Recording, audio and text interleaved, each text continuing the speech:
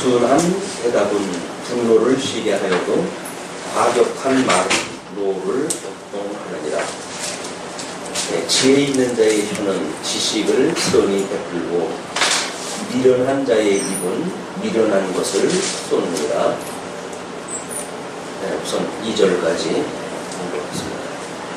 우리가 오늘 성공할 그 내용이 의로운 메시아를 훈계하는 것의 마지막 부분입니다. 한 주과를 4번으로 해서 여호와를 경외할 것을 훈계한다, 이렇게 제목을 잡아놨거든요. 그래서 1절이 지금 복으로 성취하는 거라고 한다면 2절은 경외함으로 성취하는 것으로 구분을 갖다 해놨는데, 일단 양변약이라고 하는 그런 맥락으로 갔을 때 그런데 우리가 방법적 목적이라고 이렇게 이야기를 했죠. 방법적 목적으로 해가지고 잠언은 지혜롭게, 의롭게, 공평하게, 정직하게 이렇게 행하게 한다고 이렇게 이야기를 했어요. 그러면 지금 하나님께서 이렇게 한다는 1차적인 어떤 역사적 배경, 뭐 이걸 보게 되면 아마 솔로몬이 있었던, 솔로몬이 자기가 경험한 이런 그 세계일 겁니다. 그래서 자기 아버지 손대의 사건과 그걸 비추어 가지고 이거는 다윗의 이런 어떤 그 경우, 또 이제 솔로몬이 예언적으로 만약에 했다고 한다면 자기 아들들의 르호보암과 여로보암 이런 쪽으로 이제 역사 배경이 되어져 있다고 보여지고요. 그러나 이것이 근거적인 걸로 보게 되면 원천적으로 해가지고는 이게 어떤 아담이라고 하는 이 아담에게 언약했던 실체적인 섭리를 배경으로 하고 있는 게 틀림없겠죠. 이것이 솔로몬의 그 경험이 자기의 어떤 그런 섭리 국가적인 차원이라고 한다면, 이 섭리 국가의 모형적인 섭리는 아담을 통해서 보여주는 실체적 섭리에 대한 예표로서의 모형과 그림자니까.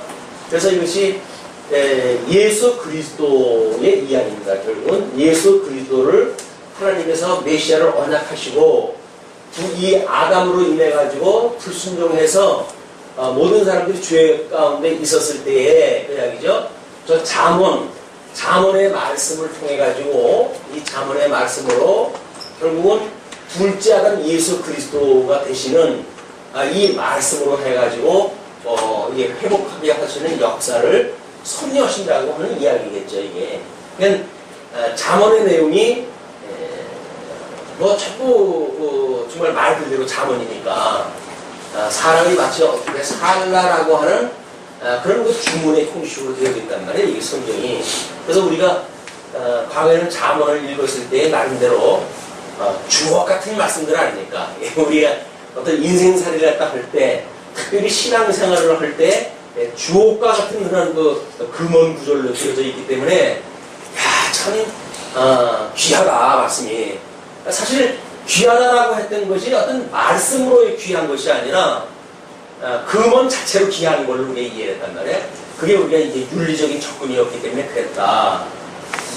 이제 하도 이제 하나님 여호와를 증거하는 그걸 안 들어가 봐가지고 요즘은 좀 어떨까 해가지고 유튜브에서 검색을 갖다 해가지고 이제 하나님은 여호와를 소개하는 데를 따라서 들어봤어요.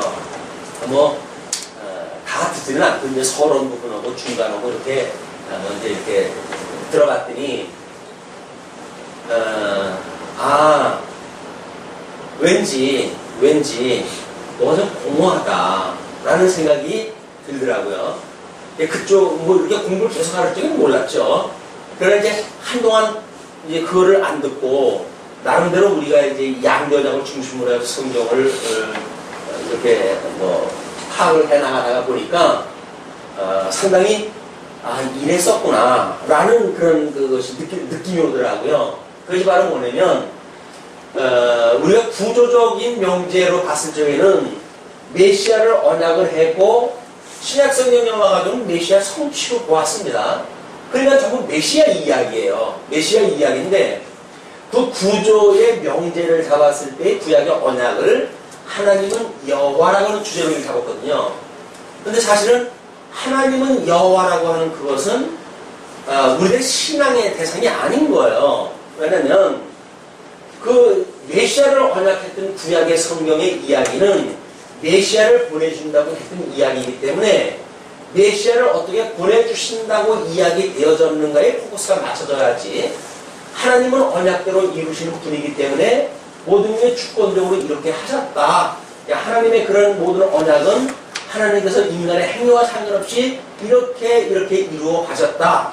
그렇게 이루어 가시는 하나님을 우리가 알게 되면 우리는 자연스럽게 이제 그런 그 예수를 믿는 이런 성도의 아주 어떤 인격적 신앙생활이 가능하다.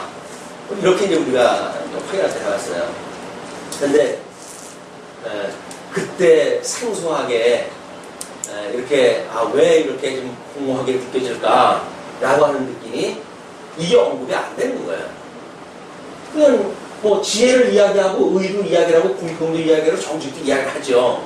이 이야기를 하는데 이것이 이분에 대한 이야기라고 하는 것이 빠져버리니까 여전히 인간 생활에 있어서 지혜는 뭐고 의는 뭐고 공평은 뭐고 정직은 뭐고 이런 것들 이야기만 진행이 되어지는 거예요. 그러니까 예수를 성도라고 하는 것은 예수 그리스도 안에 내용물 아닙니까?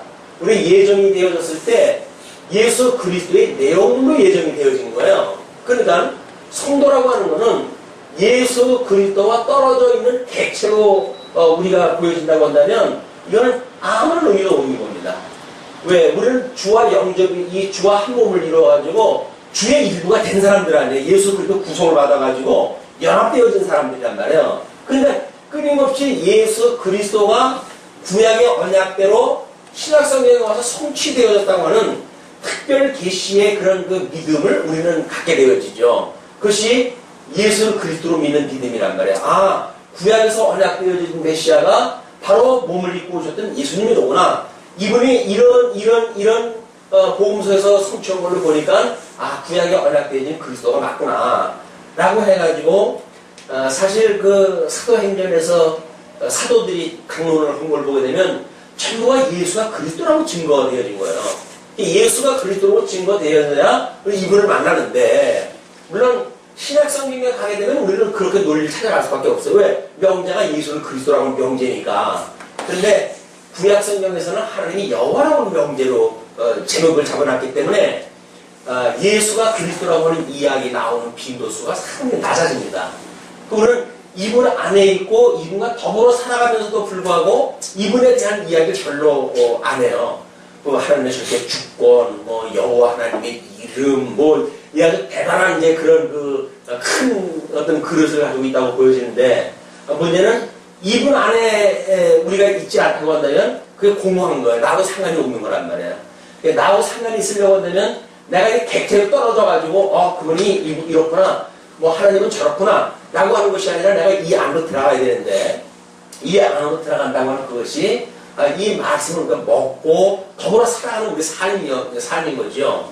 이렇게 됐을 때 특별 계시의 이런 언약과 성취라고 하는 걸 통해 가지고 우리 예수님이 그리스도가 맞아 라고 하는 그것이 이 진리인 성경을 통해서 확인되어지고 우리는 그 예수를 그리스도로 믿는 믿음으로 살아가는 거죠.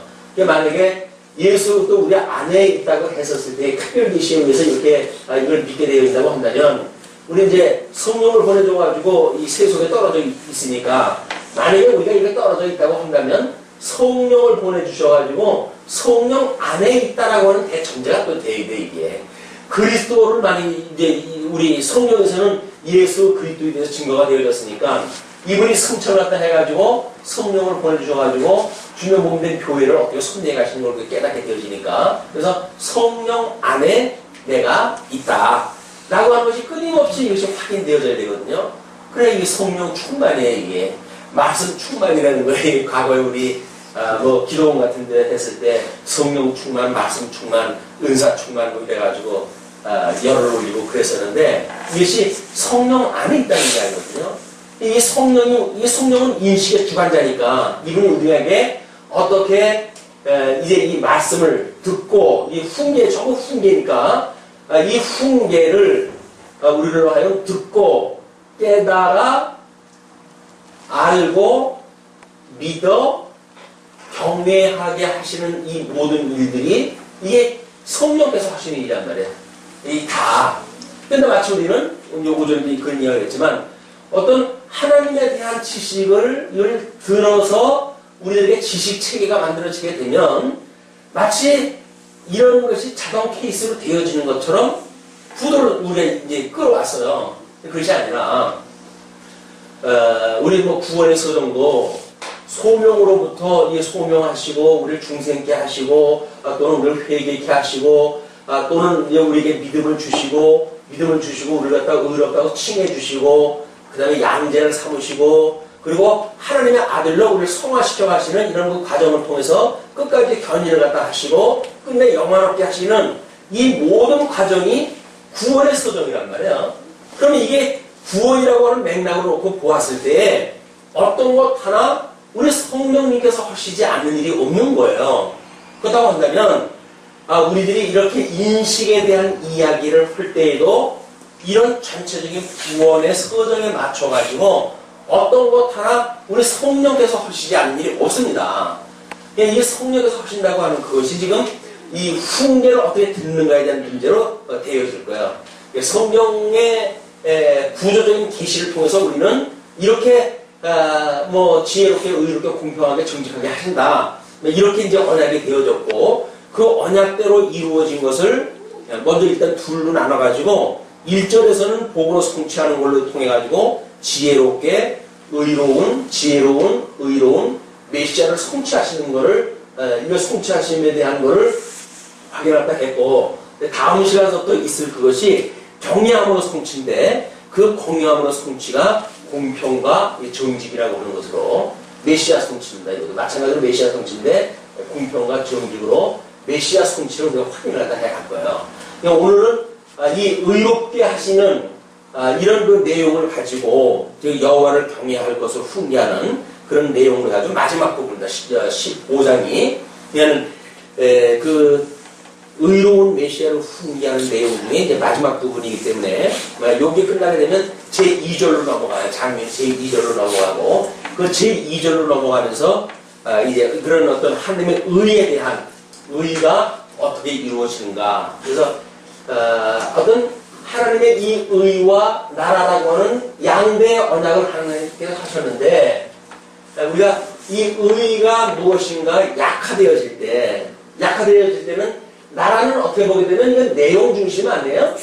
그 내용이 자손도 땅도 통치도 이게 이루어진다고 이 언약대로 이루어진다고 보여지니까 이 나라라고 하는 형식이 이루어지는 건 우리가 뭐 부담 없이 들어왔어요 그동안.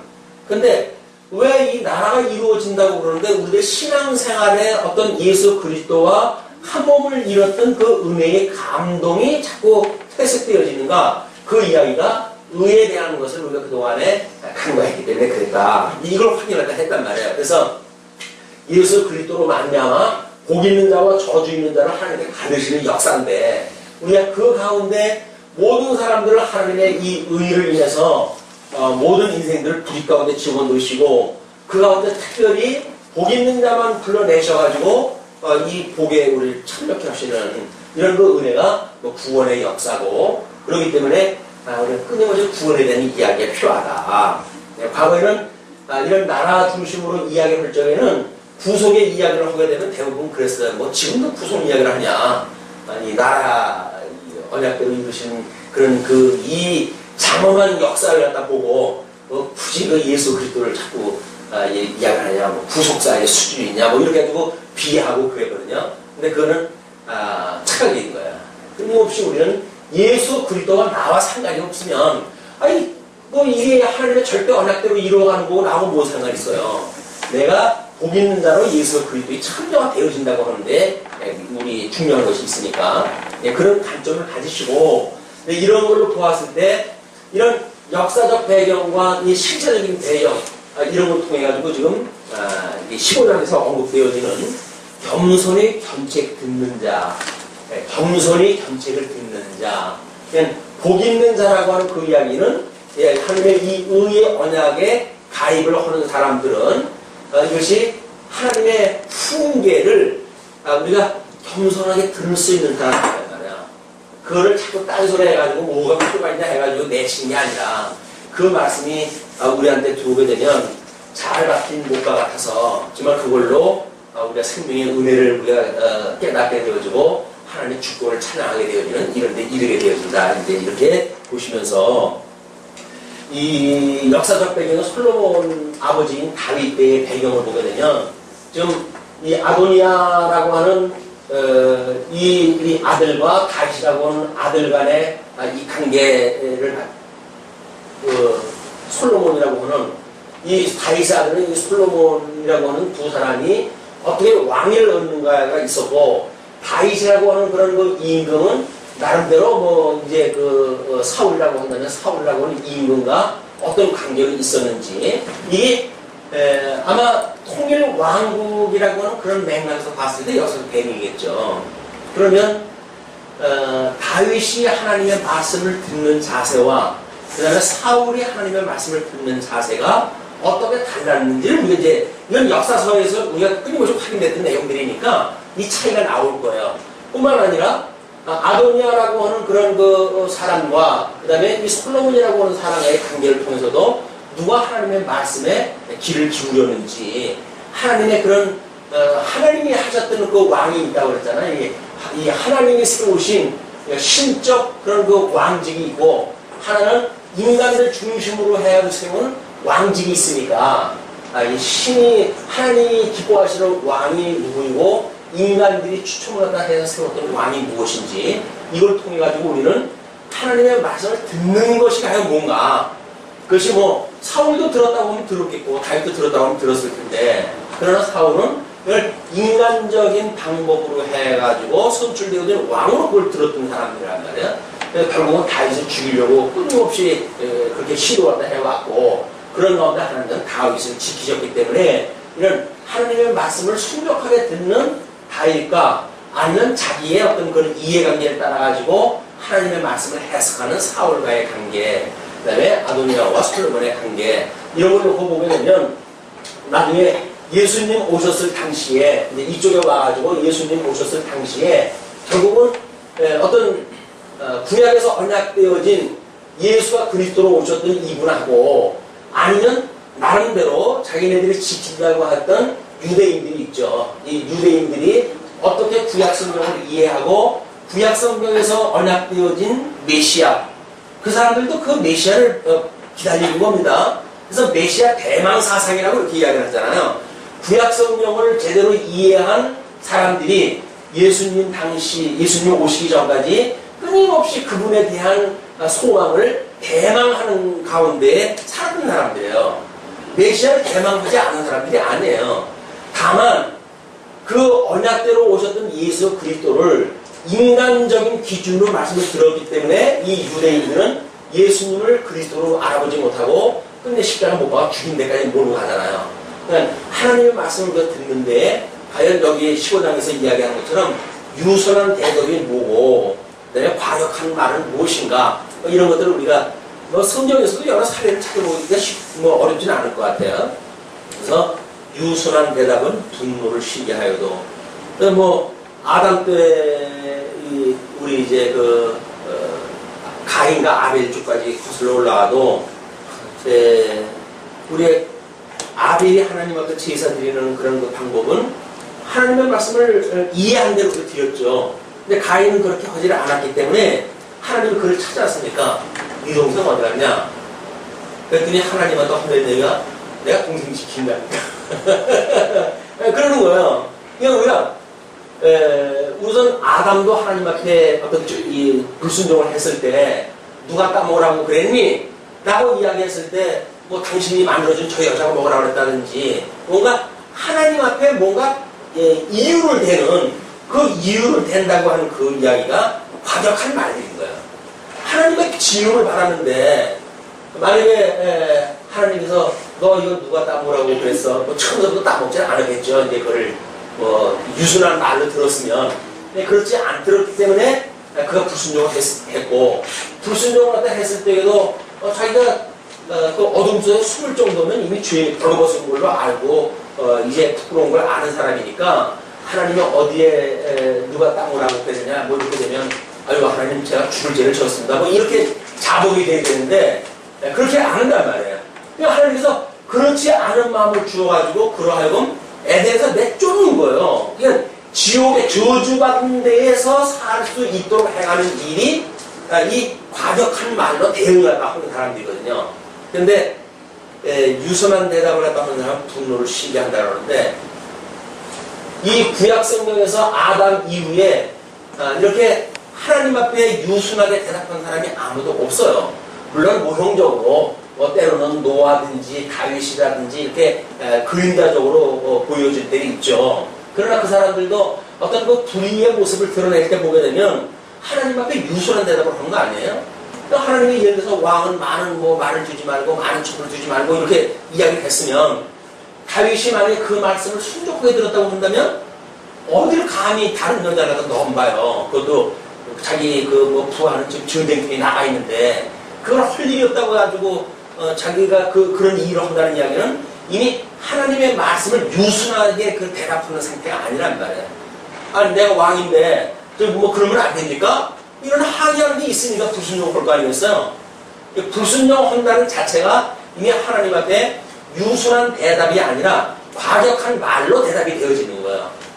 우리는 윤리적으로 봤을 때 한 양 말 한마디가 천냥빚을 갚는다고 이렇게 해가지고 이걸 설명을 해버리게 되면 지금도 말 한마디가 그렇게 된다고 보여줄 거 아니겠어요?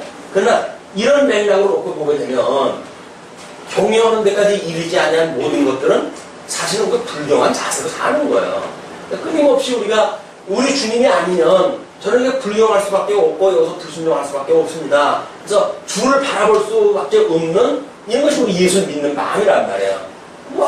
예정 다 됐는데 내가 한번 다 구원받았고 창세전서부터 내가 예정된 사람이야. 근데 대수야 라고 말하는 것이 얼마나 이 과격한 말인가.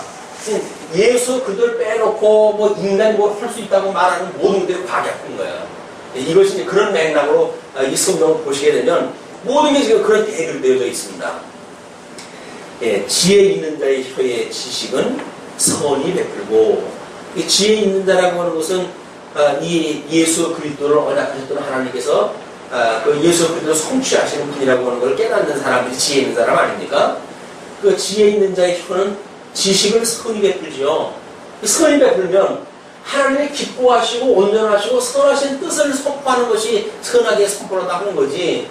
자기의 어떤 그런 주장을 피기 위해서 자기 논리를 거기다가 집어넣어 놓고 이렇게 말하는 것은 이게 지혜 있는 자의 혀가 지식을 선히 베푸는 것이 아니죠. 그러면 미련한 자의 입은 미련하는 것을 쏟느니라. 그래서 하나님이 해가신다고 하는 그래서 이 메시아가 우리의 머리가 돼가지고 우리는 이분이 없으면 아무것도 아니라고 하는 자기 부정 예수 그리스도가 매일같이 죽는 우리의 이런 신앙적 고백 이것이 아니라고 한다면 우리가 이것을 말하고 있는 미련하는 것이 우리가 거침없이 쏟아내는 우리들의 일이란 말이야. 다 할 수 있어요 우리가. 예수 그리스도 없어도 뭣도 할 수가 있고 뭐도 할 수가 있다 있고 이렇게 믿어지는 일들이 소위 여기서 미련한 자의 입은 미련한 것을 쏟는다고 그러잖아요. 이거다. 그래서 우리는 어떤 것 하나 우리 예수 그리스도가 이 일을 이루시지 않으면 나는 아무것도 할 수가 없어요. 우리 쉬는 시간에 가끔 그런 이야기를 했죠. 예를 들어서 많은 사람들이 뽑혔을 적에는 누구나 당연히 되는 것이 됐다고 생각할까봐 하나님께서 아주 희귀한 그런 선출을 갖다 하는 가운데 하나님께서 선출을 갖다 하셔서 정말 하나님의 은혜로구나 라는 걸 깨닫게 하시기 위해서 그랬다고 해석은 곧잘 하잖아요. 근데 또 다른 사람의 해석은 우리가 곧잘 하거든요. 문제는 내 해석이 안 된다는 거예요. 다른 사람의 해석은 그냥 잘 이게 대화에도 배운 게 있고 궁금한 게 있으니까. 근데 내 해석은 안 되는 거야. 내가 그래도 성경을 통해서 이렇게 이야기를 하는데 왜 내 얘기를 안 믿어? 왜 안 들어? 이런 식으로 나오는 이야기는 여전히 우리 주님께서 모든 걸 주관한다고 하는 걸 잠시 접어놓고 하나님이 하신다고 하는 걸 하나님을 깨닫게 하시기 위해서 이런 기회를 주지 않았을까? 라고 했던 우리들도 나의 문제에 관한 주님은 온데간데가 없고 이 안 됐던 상황들, 조건들, 뭐 서운하게 했던 사람들을 어떤 이유를 바깥쪽으로 찾으려고 우리가 이제 돌린다는 거야. 그러니까 자꾸 우리 눈이 안쪽으로 들어와서 나의 부족함을 깨닫고 죄성을 깨닫고 그래서 예수 그리스도의 필요함을 우리가 구하게 되어지는 이런 신앙생활이 아니라 끊임없이 바깥을 보고 바깥에서 이유를 찾고 바깥에서 뭘 찾고 이래가지고 살다가 보니까 우리의 삶이 상대적으로 피곤해지고 상대적으로 기대기 오면서 산다는 게 얼마나 피곤한지 모릅니다. 이게 결국은 사단의 종로로 통해서 우리가 이렇게 살기 때문에 힘이 들지만 내면 세계를 보고 우리가 말할 수 없는 주인, 죽었던 우리를 살렸던 주님, 그럼에도 불구하고 우리가 이렇게 부족한 우리들을 주님 오시는 그날까지 우리를 붙들고 계시다고 하는 주님, 이 주님을 믿는 믿음으로 우리가 위로를 받고 소망을 가지고 살아가는 것이 아마 사도 바울이 주장했던 그런 그 고린도 교회에 향했던 마음인 것 같아요. 그런 그 마음이 예수 그리스도와 우리가 함께 있다고 하는 끊임없는 이 마음만이 심령의 평강을 누리게 되지. 뭘 알면 뭐 이렇게 되어진다. 그 논리는 예수님 오셨을 때 유대인들은 죽음을 불사하고 구약적인 모든 그 교조적인 일들을 지키려고 했어요. 그 사람들은 목숨을 걸고 했다니까요. 그 사람들이 뭐 하나님이 해하신다고 하는 게 믿어지지 않기 때문에 안 했다든지 그런 게 없어요. 그 사람들은 우리가 더 뜨거운 열심을 가지고 살았어요. 뿐만 아니라 지금까지도 그렇습니다. 지금 유대인들도 하나님이 언약하셨던 그 메시아가 오신다는 거예요. 이걸 믿고 그 사람들이 지금 그 뭐 불구덩이 속으로 살아가는 거 아닙니까? 예수 믿는 우리들은 비교도 안 돼. 그 사람들이 열심히. 근데 우리가 마치 뭘 알면 그렇게 되어진다는 이야기는 유대인들이 마치 하나님이 영원하고 하는 그 하나님 믿고 살아가는 그 사람들의 신심에 미치지도 못하고 그 사람들의 그런 그 믿음에 우리는 근처도 못 간다. 그러면서도 그 수준에 머무른다고 한다면 이 천만 불쌍한 일이죠. 우리는 예수 그리스도가 알고 들어가야 된다. 우리 구원의 주 이분 안에 들어가야 된다. 이 구속주 되시는 그분 안에 우리가 들어갔을 때 안식이 있고 쉼이 있게 되어진다. 그래서 예수 그리스도를 끊임없이 우리가 이야기를 했을 때 이제 두 가지 측면이 다 나오거든요. 예수 그리스도가 이제 이 땅에 오셔가지고 이 사단 권세 적그리스도가 어떻게 우리를 미혹을 했다 하는가. 예수 그리스도는 말씀으로 해가지고 이 땅에 오시고 말씀으로 해가지고 오신 분이 사단의 미혹에 대한 것을 정면으로 부정을 했다 하고 우리로 하여금 지혜 있는 자들로 하여금 자꾸 예수 그리스도의 훈계를 듣게 하신단 말이에요. 이 훈계를 들어가지고 이쪽에서 미련함으로부터 돌이키는 일을 갖다가 주님께서 하시는 일이니까 오늘 이 말씀은 예수 그리스도의 임재입니다. 성령님의 임재예요. 그런 그 내용으로 3절 보시죠. 여호와의 눈은 어디서든지 악인과 선인을 감찰하십니다.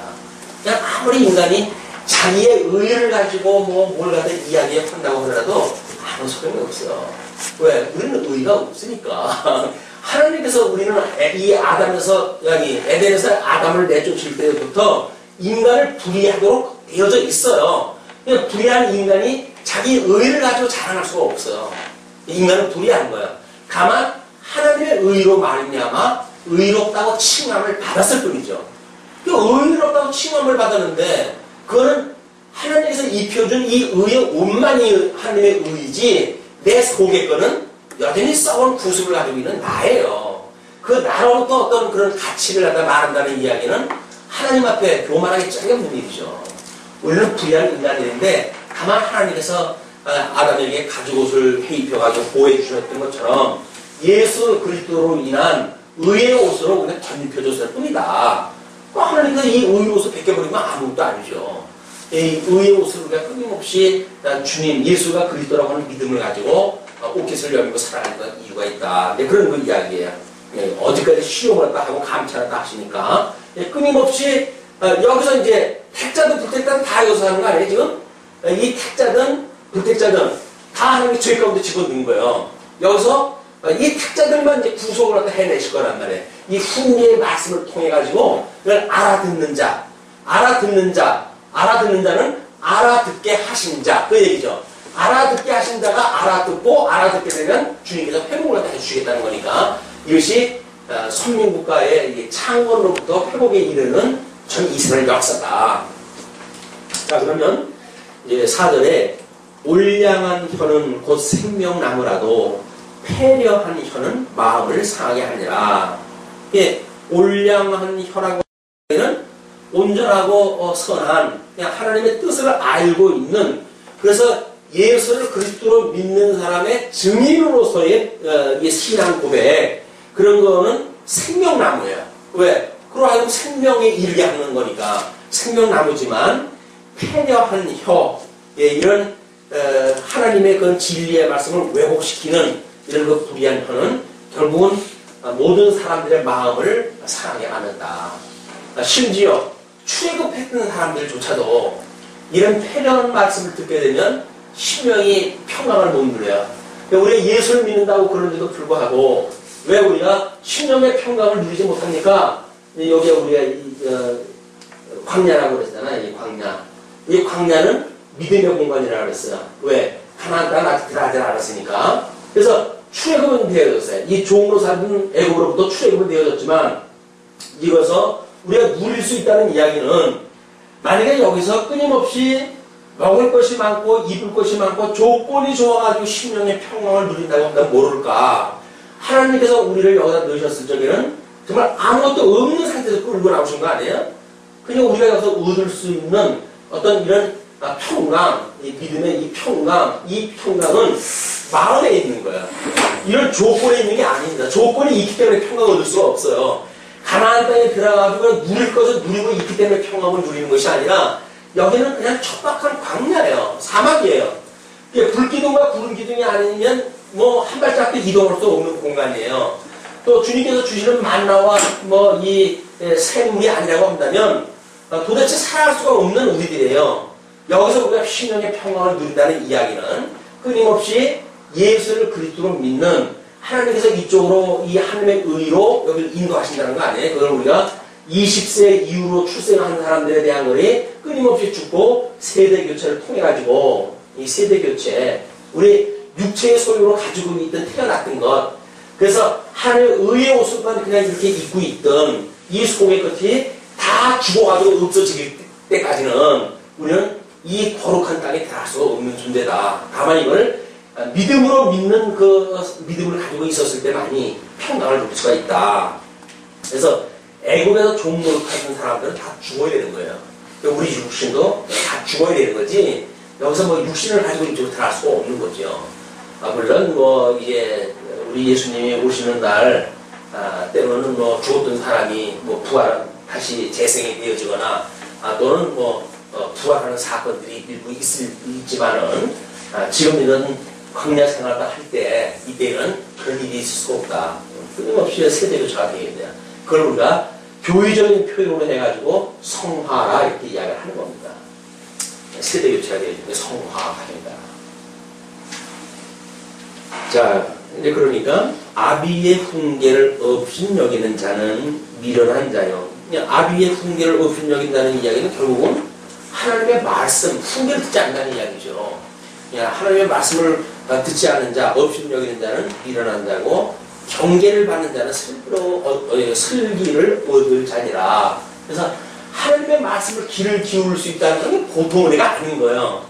우리가 지금도 예를 들어서 뭐 인터넷이고 어디고 하나님 말씀 없는 데가 어디가 있습니까? 뭐 다 지금 복음을 증거한다고 하는 비명, 아름다운 그런 사명감 이런 걸로 해가지고 방송 채널만 들어도 맨 복음 선포드리고 그러는데, 그런데도 불구하고 우리가 생명의 말씀을 들을 수 있다고 하는 건 극히 제한적인 거예요. 극히 제한적인데, 또 우리가 피곤한 시간이지만 하나님께서 우리로 하여금 이 자리에 붙들어 주셨다고 하는 그 이야기가 과연 이 은혜로 느껴지십니까? 이게 하나님 은혜를 주셨구나. 근데 그게 아니라 좀 피곤하고 그런데 오늘 좀 쉽게 끝나야 좋겠다. 이런 정도로 끝나게 되면 우리는 이게 은혜의 시간이 아니라 고문의 시간이에요. 고문의 시간. 오전에는 사도 바울이 그러더라고요. 너희들이 그 환난 받았을 때 이미 그런 그 곤란한 일을 다 당하지 않느냐 이렇게 이야기를 하는데, 곤란해. 그러니 평강의 말씀, 위로의 말씀이 왔을 때 맞아. 이런 것 하나님의 그런 은혜까지 주셨으면 좋겠다 하는 소망이 있습니다. 예, 의인의 집에는 보물이 있어도 악인의 소득은 고통이 됩니다. 여기 보물이 있어요. 이제 말씀을 여기 이쪽에 재화가 많이 있잖아요. 근데 여기 보물이 많대요. 근데 이 보물이 만약 이 땅에 있는 보물이라고 했을 적에 우리 흔히들 소위 그 세계적인 인류 재벌가들의 고민이 뭐냐면 이걸 지키기 위한 안간힘입니다.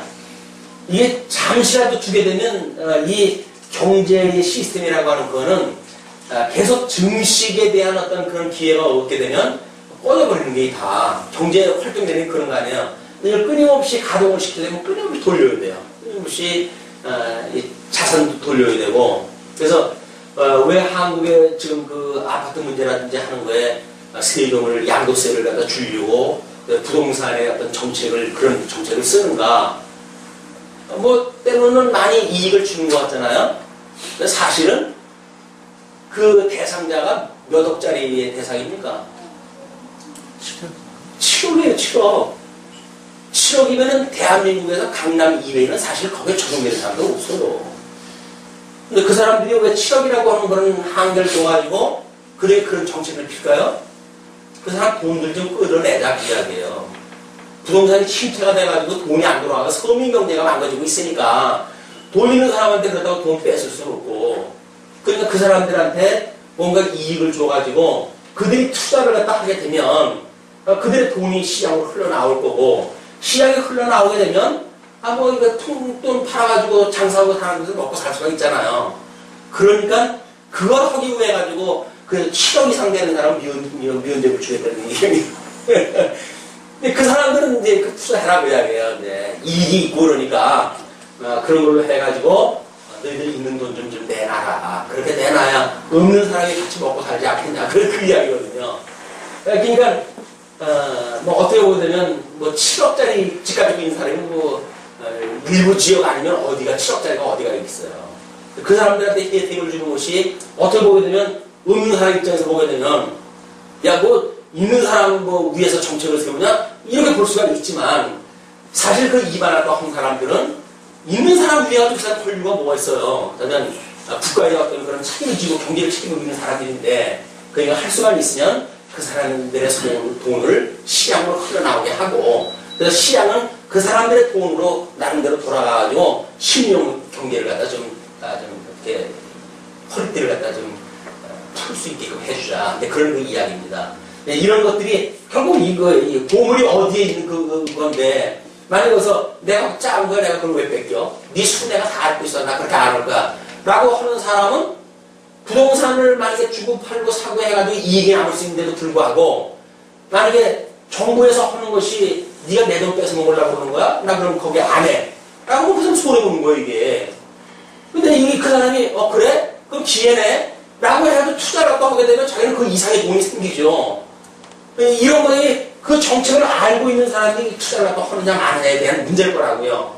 근데 이 사람들이 그걸 하기 위해서는 끊임없이 고민하네요.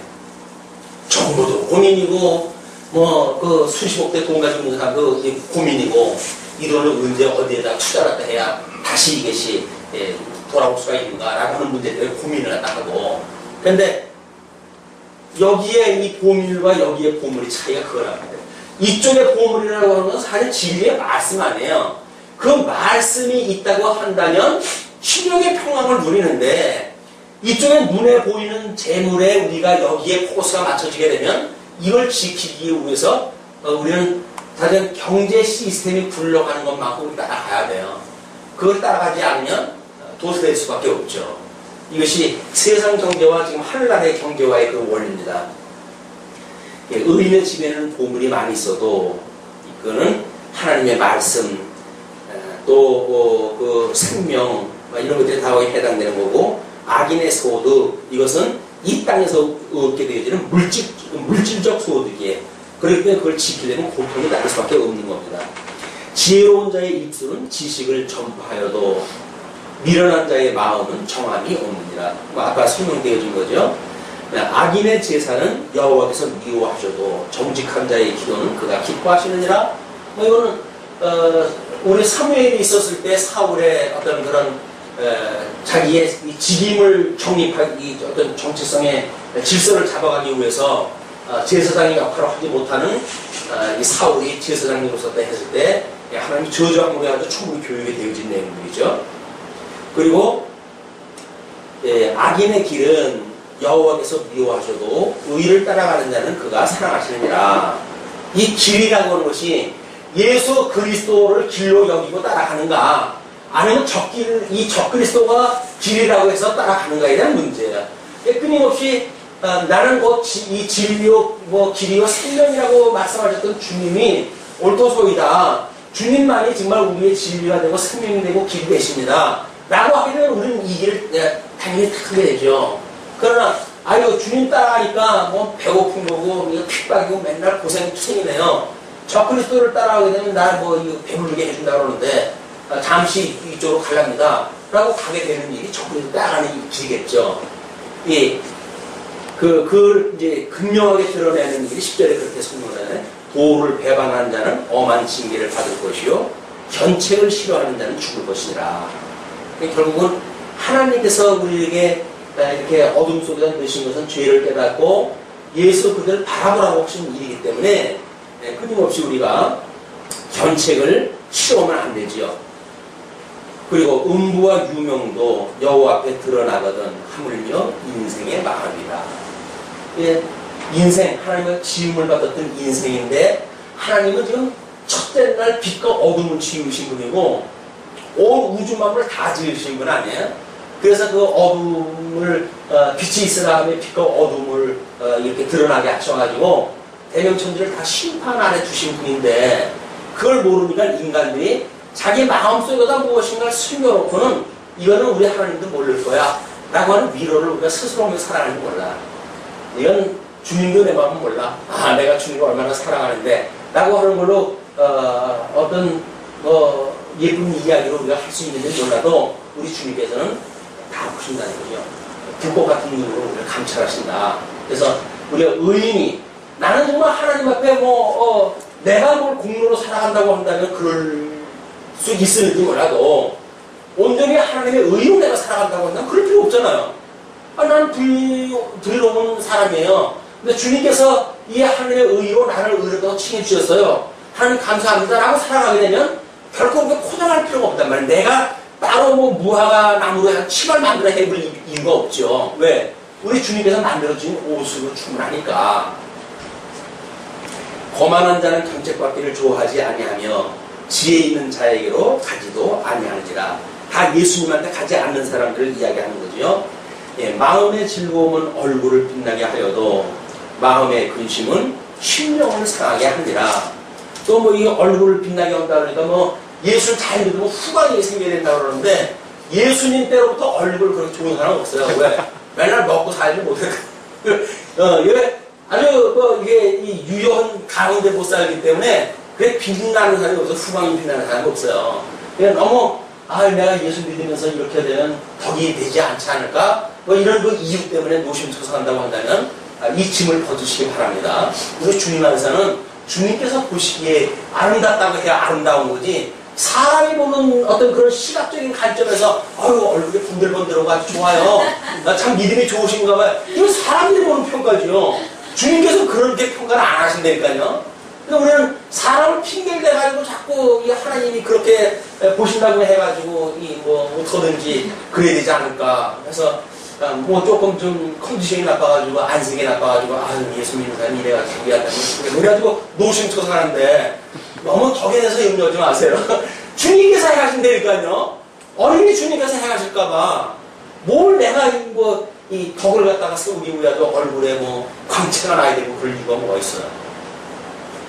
복음이 증거되어지는 이 복음을 들을 수 있는 사람은 지금 정말 사람들의 앞에서 제대로 행하지 못하는 사람인데도 불구하고 이 고귀한 말씀이 떨어질 때 그가 증인으로서 증거가 떨어질 때 그분한테 빛을 발견하실 거예요. 어떤 빛? 우리 하나님의 영광의 빛을. 하나님께 저렇게도 쓰시는구나. 그게 불구의 몸을 가지고 복음을 증거했던 사람이 자기가 그 장사를 갖다 하는데 여기가 하나님의 영광의 장소다. 내가 여기서 비록 연필을 한 자루 팔아가지고 돈 몇 푼을 벌을지라도 하나님께서 나를 영광의 자리로 여기 주신 거야 라고 믿는다는 거예요. 아니 그 제대로 먹지도 못하고 행세도 못하는 사람 앞에서 무슨 광이나요, 광이라기는.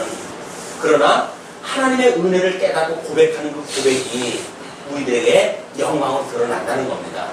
너무 어떤 시각적 이런 그 해 아래서의 관점으로 보는 일은 우리가 좀 경계를 해야 되겠다. 신령한 세계, 이런 신령한 데의 관점으로 바뀌어져야지 자꾸 어떤 이 해 아래의 관점으로 바뀌는 문제는 경계를 할 이유가 있습니다. 그 다음에 명철한 자의 마음은 지식을 요구하고 미련한 자의 입은 미련한 것을 즐깁니다. 미련한 것은 자기 배불리는 거죠. 고난받는 자는 그날이 다 험악하나 마음이 즐거운 자는 항상 잔치하느니라. 그냥 고난받는 자나 마음이 즐거운 자나 사실은 형편이 똑같은 거예요. 형편이 똑같대. 고난받는 자는 그날이 험악하다고 믿어지는 거고 마음이 즐거운 자는 그것이 하나님의 이 은혜, 말씀의 잔치라고 여겨지는 거예요. 이게 고린도서 사도 바울이 이야기했던 이 계시의 가치입니다. 하나님께서 왜 우리를 이 어둠의 장소에 아직도 남겨두셨습니까? 그 이야기는 하나님의 은혜를 깨닫게 하시기 위한 수단적인 가치가 있다는 얘기죠.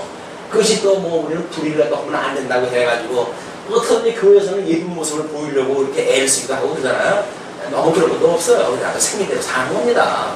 어떻게 어떠겠어요? 내가 생긴 게 그건데 그냥 생긴 대로 살면 하나님께서 은혜를 주셔가지고 그렇게 다른 사람한테 어떤 덕으로 칭송받고 살아가려고 한다면 믿음을 더 주실 것이고 그렇지 않다고 한다면 우리는 또 여기서 가식을 떨면서 살아갈 수밖에 없겠죠. 이게 가식 떨지 말라고 하니까 여기서 막가파가 나오는 거예요. 우리 가식 떨지 말라는 이야기는 우리 죄성을 인정하자는 이야기 아니에요. 그런데 하나님이 다 언약대로 이루어가고 하나님이 의로 되어진 건데 여기서 왜 가식을 떨어? 라고 하는 이야기는 그래? 해가지고 막가파로 하는 거예요. 왜? 가식 걸 필요 뭐 있어? 우리 주님께서 의롭다고 해주셨지 내가. 근데 하나님께서 의롭다고 해주셨던 사람은 그렇게 살지 않습니다. 그게 하나님의 의의 실현의 방법이란 말이에요.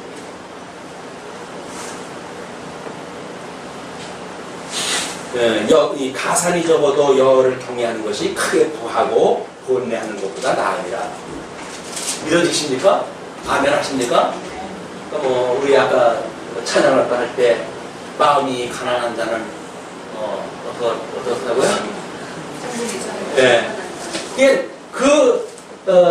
마태복음에서 나온 칠복에 대한 이야기는 다 이걸로 설명을 하면 다 돼버려요. 이게 칠복에 대한 이야기는 다 이야기예요. 복 있는 자가 과연 뭔가에 대한 이야기지 거기서 또 우리는 이렇게 오면 복이 있는 자고 저렇게 오면 복이 없는 자고 이렇게 하면 내가 그렇게 하려고 그러니까 문제가 되는데 그러니까 산상수훈이라는 거지. 보훈, 수훈 왜? 우리가 마땅히 지켜야 될 만한 그런 일이라는 거거든요. 근데 그렇지 않습니다. 우리 주님께서 계시하시는 거야. 내가 복 있는 사람이야. 내가 아니면 너희들 아무것도 못해. 그 이야기죠. 여간 채소를 먹으며 서로 사랑하는 것이 살찐 소를 먹으며 서로 미워하는 것보다 나으니라. 정말 그럴까요? 모르겠어요. 나는 모르지만 나중에 우리 다니엘은 나중에 그래도 그렇게 해가지고 얼굴에 광채까지 났다고 그랬으니까 하나님께서 필요에 의해서 쓰시려고 한다면 충분히 그렇게 되어지는 거죠. 우리가 뭔가를 살찐 소를 먹어가지고 사랑하게 되어질 건 아니다. 영한 채소를 먹으면서 서로 사랑하는 할 수가 있어요. 비난돼서도 사랑할 수가 있다고요. 근데 우리는 가난하게 되면 사람의 이 심령을 아주 황폐하게 만들어가지고 사랑할 수 없는 사람을 만들어 놓는다고 이렇게 이야기하는데 그걸 핑계로 돼가지고 할 수만 있으면 하나님께서 나한테 돈을 많이 주었으면 좋겠다고 하는 음모가 숨어져 있는 거죠. 내 그 음모가 숨어져 있는 거예요. 근데 하나님께서는 이미 빛과 어둠을 다 드러나게 하신 분이니까 하나님 다 아셔요. 그거를 까지만 분을 쉽게 내는 자는 다툼을 일으켜도 노하기를 더디하는 자는 시비를 그치게 하느니라. 분을 쉽게 내는 자 이거는 현대인의 어떤 그런 아마 것이 아닐까 싶어요. 말 안 되면 바로 그냥 묻지마 하고 살인사건이 일어나고, 이런 것들은 전부 세상이 악해가지고 좀 다툼을 일으키는 그런 시기 때문에 그렇습니다. 노하기를 거디하는 자, 노하기를 거디하는 건 어떻게 하면 노하기를 거디할까요? 그냥 만사의 이분을 인정하는 일이에요. 아, 주님께서 이렇게 해가시는구나. 그 인간이 나를 갖다가 못 살게 굴어도, 아, 하나님께서 저 인간을 저렇게 가지고 쓰시는구나. 이런 생각도 하시게 되면 불쌍하고, 그러니까 그냥 오래 참고 왜 인내할 수가 있지. 만약에 하나님이 없다고 보게 되면 안 보는 데서 그냥 확 찔러버리고 싶겠죠. 그러나 그걸 치고 왜 송장가피를 불어요? 송가피. 하나님이 다 심판하신다는데, 주님께서 하신다고 믿어지게 되면 스스로 자유롭게 된다. 게으른 자의 길은 가시울타리 같으나 정직한 자의 길은 대로니라. 근데 사실은 이게 지혜 없는 눈으로 보게 되면 예수님께로 가는 길은, 정직한 자의 길은 좁고 협착한 길이에요. 그래서 예수님이 그랬잖아요. 그 반석 위에 집을 지는 자의 길에 대한 것은 좁고 협착하다고 그랬거든요. 근데 믿음의 눈으로 보지 않으면 그렇게 볼 수밖에 없는 거죠. 게으른 자의 길은 가시 울타리 같다. 이렇게 이야기를 하는 거예요. 그러니까 가시 울타리가 있다고 그랬을 때 그 사람이 왜 게으르다고 표현이 될까요? 아니, 가시 울타리니까 지나갈 수가 없네. 그럼 안 가는 거예요. 이렇게 게으른 자죠. 예수님한테 가는 것도 마찬가지죠. 아유, 예수 믿으면 자꾸 좀 고난이 생기고 그러네. 그럼 안 믿는 거예요. 미련한 자란 말이에요. 고난이 와도 협박이 있어도 그게 생명인 줄 알게 되면 가지요. 그리고 괴로워요. 막는 자, 거치는 자가 없으니까. 그럼 해석하기 나름이죠. 가기 싫은 길은 아무리 넓어도 핑계로 돼가지고, 아유, 이 길 가면 언제 웅댕이가 있을지 몰라. 언제 저것이 망가진 길 만날지도 몰라. 그래도 안 가는 거야. 그러나 아무리 좁은 길도 우리 주님의 생명의 길이라고 한다면 숲길도 헤치고 가죠. 괴로워요. 왜? 세상이 감당할 수 없는 길이니까. 지혜로운 아들은 아비를 즐겁게 하여도 미련한 자는 어미를 없인 여기니라. 요즘은 다 미련한 자들이죠. 복음을 가지고 있는 어머니 말씀을 안 듣는 자들이니까. 지혜로운 아들들은 아비를 즐겁게 한다는 것이 돈 많이 벌어가지고 갖다 드리는 게 아니죠. 대학도 그랬더니 아유, 아버지 고생하시는데 제가 어떻게 이렇게 그냥 할 수가 있습니까? 그래가지고 알바나 뛰고, 그래서 허리는 공부를 안 하고 알바나 뛰고 앉았고, 이렇게 하면서 이게 효도라고 하면 말이 안 되는 거 아니에요. 효도라고 한다면 아버지를 충정으로 이해하게 되면 최선을 다해서 공부를 하다 해야지. 그때 아버지 힘들어 보인다고 해도 알바나 뛰고 적당히 공부하고 왜 저렇게 되는지도 모르고, 그러면 두고두고 이제 이게 고생이 있긴 하겠어요. 네, 무지한 자는 미련한 것을 즐겨하여도 명철한 자는 그 길을 바르게 하니라. 이게 세상의 문화가 우리를 미혹하는 이 어둠의 세계를 보게 되면 얼마나 우리들을 이 즐거운 것으로 유혹을 하는지 모릅니다. 미련한 것을 즐겨하게끔, 의논이 없으면 경영이 파하고 모사가 많으면 경영이 성립합니다. 이것이 교회의 원리기도 해요. 교회에 목사 한 사람이 하게 되면 일사불란하게 일처리 되죠. 그런데 사사건건 분야별로 나누고 은사별로 나눠가지고 알아서 하세요. 그래도 교육이 돼야 되고, 이거는 일을 허되는 겁니까? 뭐 되는 겁니까? 이렇게 될 만큼 되잖아요. 그럼에도 불구하고 이 모사가 많으면 경영이 성립한대요. 그 이야기는 하나님의 뜻이 이 땅에서 이루어진단 말이에요. 많은 성도들을 통해 가지고 이걸 기능적으로 일을 갖다 하는데 포커스가 맞춰지게 되면 100살이 뭐 필요 있어요. 목사 말 한마디 일 되면 일사천리로 일이 진행이 되지. 그래 놓고는 그걸 또 자기 자랑하고 삼는다? 웃기는 이야기, 지혜 없는 비련한 자들의 이야기란 말이에요. 우리가 지혜롭다고 한다면 하나님이 지금 이 땅에서 하신다고 그러는데 그걸 바라보고 학습하는 데 의미가 있다. 사람은 그 입의 대답으로 말미암아 기쁨을 얻나니 때에 맞은 말이 얼마나 아름다우고. 그래서 가끔가다 우리 집사님들 이렇게 찬송가를 선정한다든지 하는 걸 보면 이분들이 대단히 지혜로운 분이시구나 이런 걸 느껴요. 왜? 그 말씀하고 이렇게 생각이 나가지고 공자의 제자가 그랬대요. 도대체 뭐 이런 뭐 이야기 뭐 이제 그 공자의 가르침에 대한 거를 그 공부를 하다 보면 궁극이 도대체 뭡니까? 그랬더니 이런 것들은 결국 이 결과를 깨닫게 되어지면 찬송으로 나오는 거야, 노래로 나오는 거야. 이렇게 이야기했다 했대요. 그랬더니 그 제자가 그래서 모든 이야기는 시서로 해가지고 가는군요. 이렇게 이제 대답을 했답니다. 그랬더니 네가 제대로 깨달았구나 이렇게 이야기를 했대요. 그러니까 모든 것들이 하나님의 영광을 찬송하는 대로 이것이 나와야 되는 거지. 이걸 뭐 잘해야 되느냐, 못해야 되느냐, 이렇게 해야 되느냐, 저렇게 해야 되느냐라고 하는 데 의미가 없다. 이렇게 가면 어떻고 저렇게 가면 어때요? 어차피 40년 동안 불기둥 이동하는 대로 갈 건데 뭘 동쪽으로 가고 싶으면 모르고 서쪽으로 가고 싶으면 뭐래요? 불기둥 인도하는 대로 그냥 따라가면 되지. 그게 하나님이 그렇게 인도하신다고 믿게 되면 우리는 평안한 길로 가게 되잖아요. 내 길대로 안 간다고 썩은 길 내고 뭐 우리를 갖다가 왜 애굽에서 죽이지 여기서 끌고 와가지고 죽이려고 하느냐 뭐 이렇게 하는 것들은 하나 다 쓸어버려 버리잖아요. 이게 온순한 말로 듣지 않고 이 까부는 끝들이 있어요. 확 쓸어버리는 거예요. 이게 세대교차예요. 사람은 그의 입의 대답으로 말미암아 기쁨을 얻나니 때에 맞은 말이 얼마나 아름다우고 지혜로운 자는 위로 향한 생명길로 말미암으로 그 아래에 있는 음부를 떠나게 되느니라. 아주 핵심적으로 설명할 때 했죠. 여호와는 교만한 자의 집을 허시며 과부의 지혜를 정하시느니라. 그냥 하나님께서 뭐 이 지혜를 정하는 일조차도 하나님 다 하시는 일이에요. 그러니까는 힘없고 빼없다고 해가지고 없으려고 하는 그 이야기는 한마디로 하나님을 거역하는 일이죠. 악한 꾀는 여호와의 미워하는 것이라도 선한 말은 정결하니라. 이를 탐하는 자는 자기 집을 해롭게 하나 뇌물을 싫어하는 자는 사느니라. 뭐 요즘 또 뭐 그 은퇴한 그 대통령이 테니스장을 갖다 독점을 했다고 해가지고 인터넷에 시끄럽게 나오는데 조심해야 되는 거예요. 있는 사람, 힘 있는 사람들. 그것도 뭐 7만 원 내야 되나 3만 5천밖에 안 했다나 해가지고 그 사람들한테 놀림을 받고 뭡니까?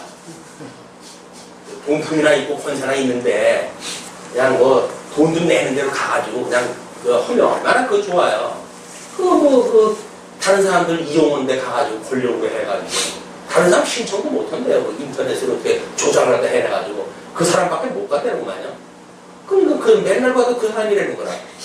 그러니까 다른 사람이 고발을 했다 그랬어. 그 어떻게 된 거냐? 그러니까 조사를 갖다 해봤더니 그 지금인 거예요.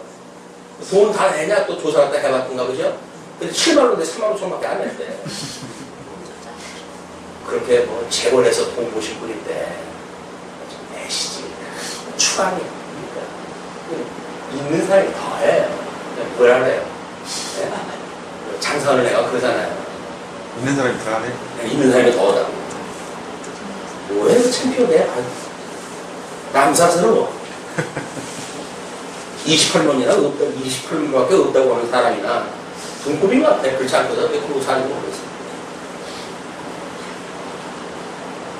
자, 그러면서 여호와는 악인을 멀리하시고 의인의 기도를 들으십니다. 눈에 밝은 것은 마음을 기쁘게 하고 좋은 기별은 뼈를 윤탁하게 하니라.